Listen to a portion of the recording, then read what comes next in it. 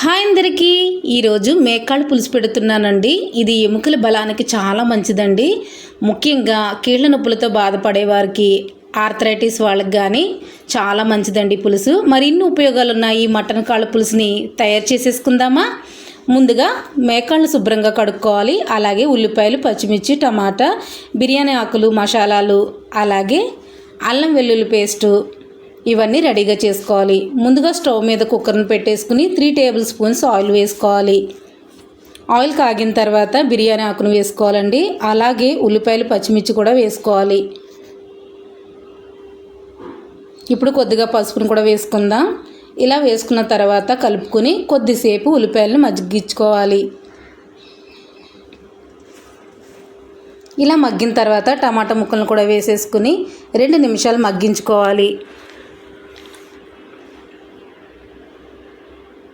ఇలా మగ్గిన తర్వాత మేకాళ్ళను కూడా వేసేసుకోవాలండి. ఇలా బాగా కలుపుకున్న తర్వాత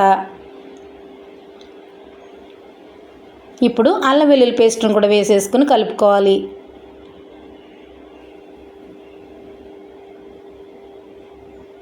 ఇలా కలుపుకున్న తర్వాత ఒక 3 నిమిషాలు మగ్గించుకోవాలి.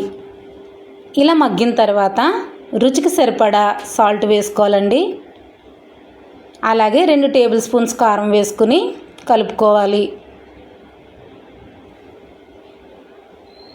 ఇలా కలుపుకున్న తర్వాత 2 గ్లాసుల వాటర్ని వేసుకోవాలండి.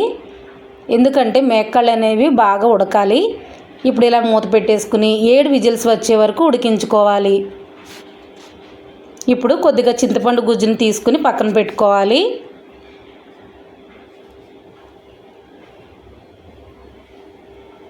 ఇప్పుడు ఆవిరిపోయాక చింతపండు గుజ్జును వేసేసుకుందాం.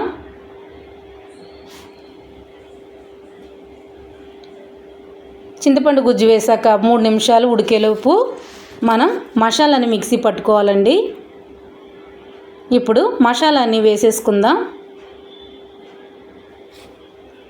మసాలా వేసిన 2 నిమిషాల తర్వాత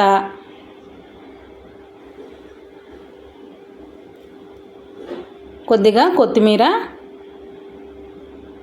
అలాగే కరివేపాకు కూడా వేసేసుకుందాం. అంతేనండి, మరి మేకాళ్ళ పులుసు రెడీ అయిపోయింది. మరి మీ ఇంట్లో కూడా పెద్దవాళ్ళు ఎవరైనా మోకాళ్ళ నొప్పులతో బాధపడుతున్నారా? అయితే తప్పకోకుండా మరి మీరు కూడా వాళ్ళకి పెట్టండి.